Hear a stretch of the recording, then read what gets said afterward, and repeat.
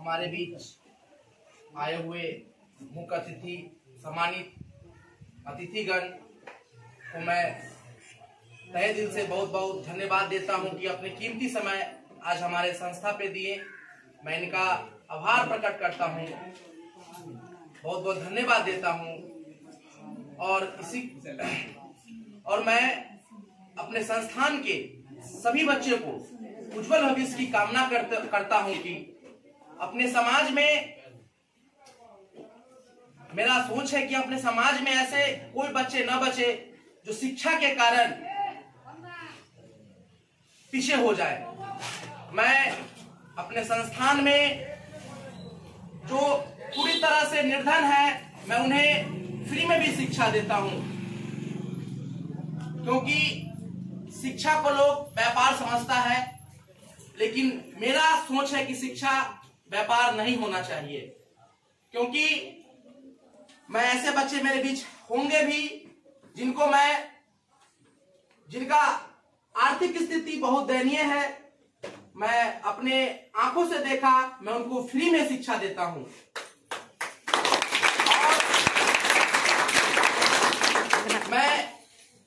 और हमारे संस्था के शिक्षकगण काफी हमारा सहयोग करते हैं, जिस सहयोग के कारण पिछले वर्ष हमें राजकीय बुनियादी विद्यालय का सेकेंड टॉपर हमारे कोचिंग से ही गया था, जिसका 84% मार्क्स था, 421 नंबर आया था।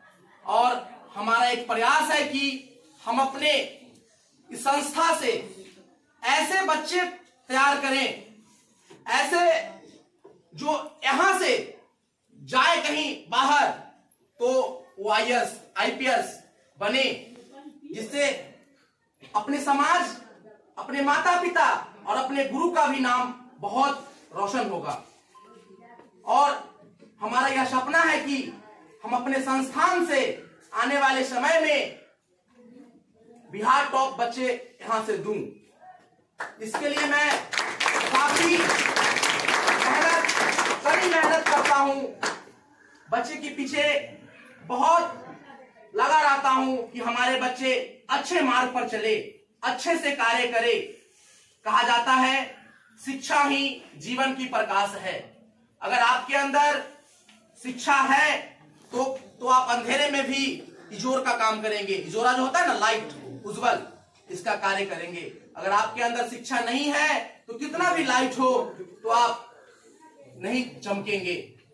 तो शिक्षा एक प्रकाश होती है जो आपको कहीं भी, आप अगर पीछे भी हैं तो आप, शिक्षा ही एक ऐसी शक्ति है, ऐसी ताकत है जो आपको आगे ला सकता है। आप सुने होंगे कि हमारे क्षेत्र में भी, हमारे पूसा प्रखंड के भी लड़के IAS बने हैं, तो वो सिर्फ और सिर्फ शिक्षा, एजुकेशन के बदौलत बने हैं। ना पैरवी होती है, ना सिफारिश होती है। सिर्फ अगर आपके अंदर एजुकेशन है तो आप सबसे बेस्ट हैं।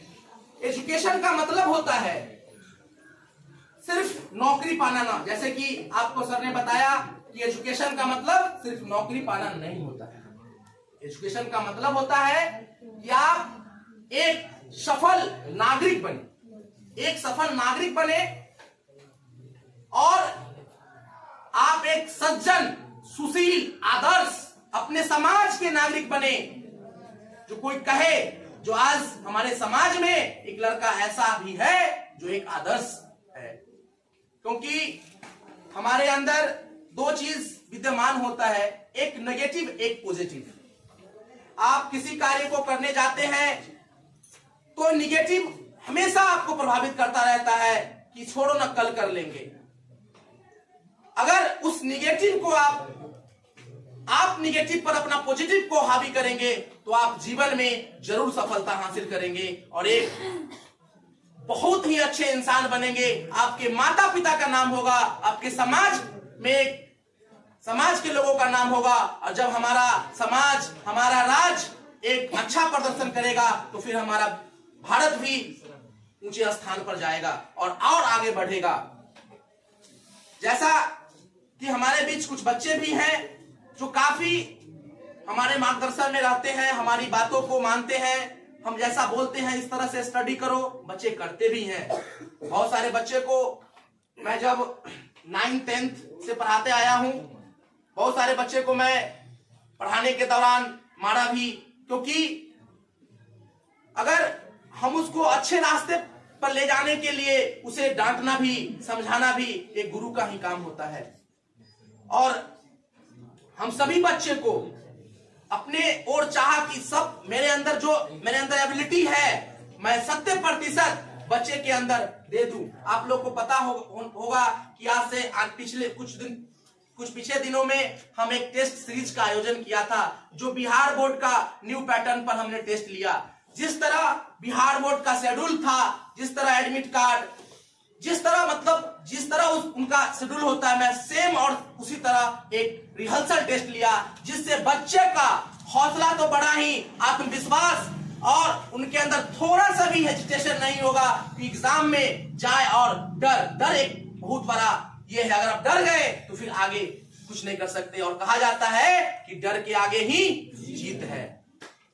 तो हम लोग जब एग्जाम देने जाएंगे तो माइंड को एकदम कंसंट्रेट करके, जो हमको सिर्फ एग्जाम देना है, और ज्यादा होता है ना काफी टेंशन लेकर के जाना, ये सब कुछ नहीं है। अगर लोग कहता है, बहुत सारे, मैं सर्वे किया हूं तो बहुत सारे बच्चे, हमारे बिहार के बच्चे बोलते हैं कि मैथ इंग्लिश कमजोर होता है। कमजोर कुछ नहीं होता है। आप किसी विषय को अध्ययन करेंगे, अच्छे से अध्ययन करेंगे, उसके अंत तक जाएंगे, तह तक जाएंगे, तो आप लोग के लिए कोई भी विषय वस्तु भारी नहीं होता। आप उसको आसानी से अपने अंदर ग्रहण कर सकते हैं।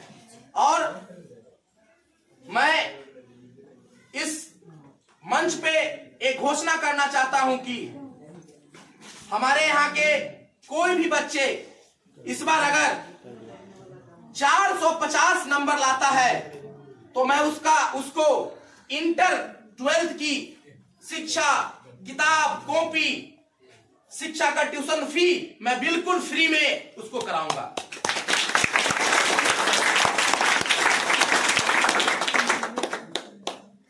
और अभी हम लोगों का एक विचार हो रहा है कि बहुत सारे बच्चे इंटर करने के बाद टेक्निकल कोर्स करने जाते हैं, ITI करने जाते हैं, पॉलिटेक्निक करने जाते हैं।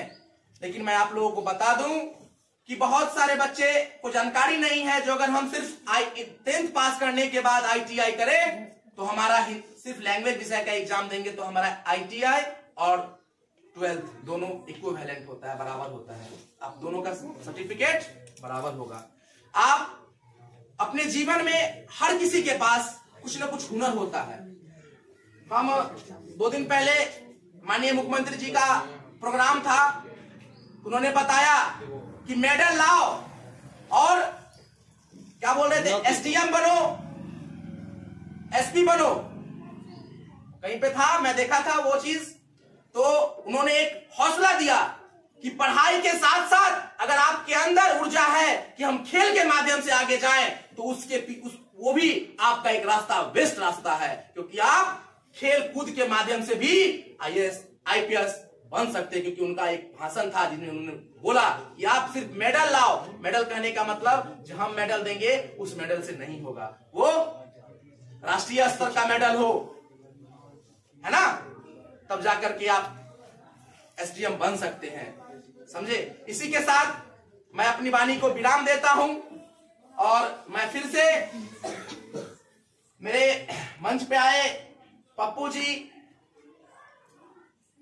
अशोक पांडे जी, मुखिया जी, राजेश सर, मुखिया जी,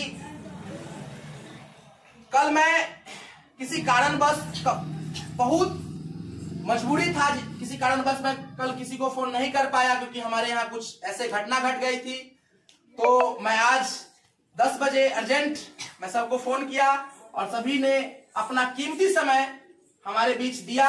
मैं उनका सदा आभारी रहूंगा और मैं उनके लिए बहुत बहुत धन्यवाद। मैं अपनी वाणी को विराम देता हूं। जय हिंद।